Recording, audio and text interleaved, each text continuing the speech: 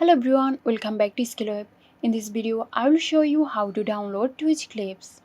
So let's get into the video.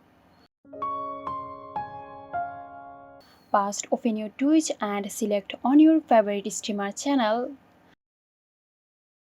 Now click videos and filter by clips. Now open any clip you want to download. Now click on the play button and right click on your mouse. Now select inspect.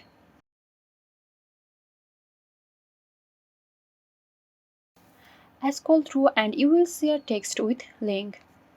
Double click on it and copy it.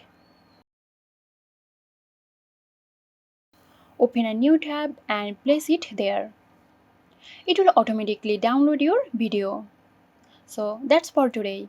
Hope this video helped you out. If it did, please like, comment and share, and don't forget to hit the bell icon for more videos.